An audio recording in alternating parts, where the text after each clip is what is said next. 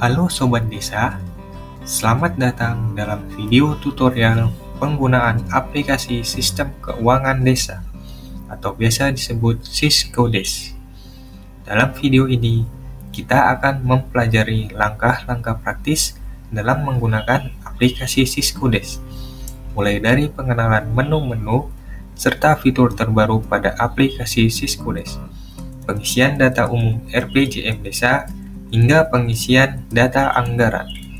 Harapannya, tutorial ini dapat membantu aparatur desa dan para pemangku kepentingan agar lebih mudah memahami serta mengoperasikan aplikasi Siskudes secara tepat. Apa itu Siskudes? Aplikasi Siskudes atau Sistem Keuangan Desa adalah aplikasi berbasis komputer yang dikembangkan oleh Badan Pengawasan Keuangan dan Pembangunan yang bekerja sama dengan Kementerian Dalam Negeri untuk membantu pemerintah desa dalam mengelola keuangan desa secara terkomputerisasi, mulai dari perencanaan, pelaksanaan, penatausahaan, pelaporan, hingga pertanggungjawaban. Pada video ini, saya akan mengenalkan apa saja menu-menu yang ada di aplikasi Siskudes, serta beberapa fitur terbaru pada aplikasi Siskudes versi 2.0.7 rilis 2. Untuk menu yang pertama yaitu menu file, di mana di dalam menu file ini terdapat menu-menu lainnya seperti menu logout, koneksi data, ganti ID password, pengaturan user ID, pengaturan menu, dan keluar. Di menu yang kedua adalah menu parameter, yang berisi parameter data umum Pemda yang digunakan untuk melakukan penginputan data umum pemerintah daerah yang menggunakan aplikasi Siskudes. Pengisian menu data umum Pemda adalah proses pertama yang harus dilakukan. Tanpa pengisian data umum Pemda, maka akan ada beberapa proses yang tidak dapat dilakukan, serta dalam output atau laporan yang tidak dapat terinformasi secara lengkap. Selanjutnya yaitu menu kecamatan dan desa, yang berisi nama-nama kecamatan dan juga nama-nama desa.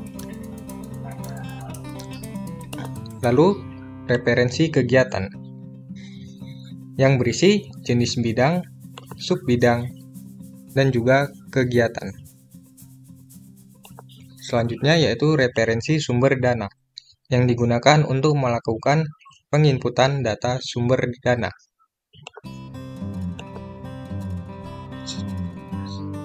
Selanjutnya yaitu rekening APB Desa, yang digunakan untuk melakukan pengelolaan data rekening APB Desa, yang terdiri dari akun, kelompok, jenis, dan objek.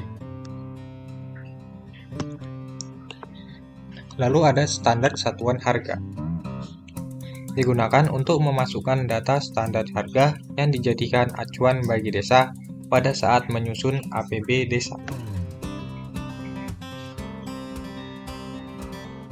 Lalu ada output kegiatan dana desa, yang digunakan untuk menginput data referensi jenis output kegiatan dana desa beserta satuan yang dipakai dalam menyusun APB desa. Output kegiatan dana desa ini sudah tercantum seperti yang ada di Permendagri nomor 20 tahun 2018.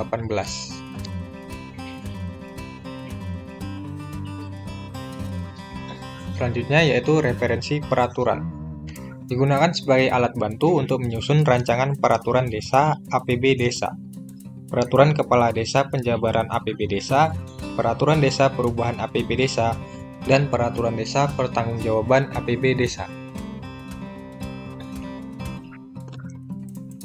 Selanjutnya yaitu belanja operasional, digunakan untuk meregister kegiatan yang masuk dalam kelompok belanja operasional. Kegiatan yang diregister dalam parameter ini akan dikelompokkan sebagai belanja operasional dan dihitung porsinya dari total APB desa. Lalu yaitu mapping korolari aset, digunakan untuk mencatat kapitalisasi belanja modal ke dalam aset secara otomatis. Dan yang terakhir yaitu rekening bank desa, digunakan untuk meregistrasi nomor rekening bank di mana uang kas desa ditempatkan. Menu selanjutnya yaitu menu data entry, di mana dalam menu data entry terdapat menu perencanaan. Di dalam menu perencanaan ada data umum dan RPJM desa, di mana ini adalah langkah kedua yang harus dilakukan sebelum melakukan pengisian data anggaran.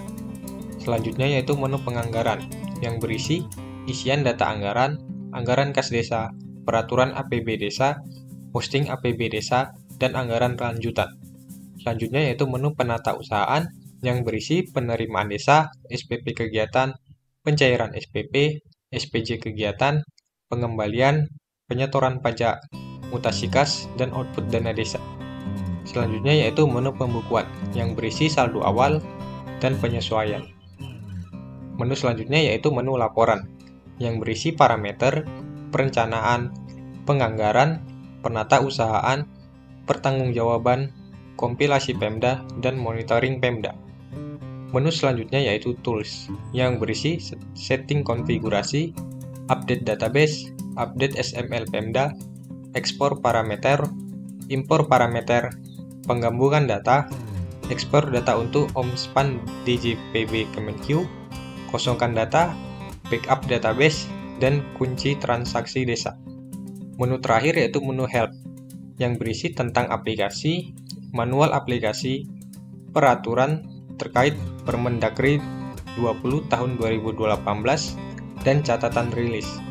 Di dalam catatan rilis ini berisi update terbaru aplikasi Syscodes versi 2.0.7 rilis 2, di mana fitur terbarunya yaitu di menu penganggaran terdapat penambahan pilihan PKTD atau non-PKTD pada paket kegiatan, tambahan pilihan centang upah PKTD di kode rekening belanja yang paket kegiatannya dipilih PKTD, di menu penata usahaan, tambahan pilihan centang realisasi upah PKTD pada bukti pengeluaran untuk kode rekening belanja yang dipilih upah PKTD, penambahan laporan penganggaran PKTD level desa, penambahan laporan realisasi PKTD level desa, penambahan laporan PKTD level Pemda.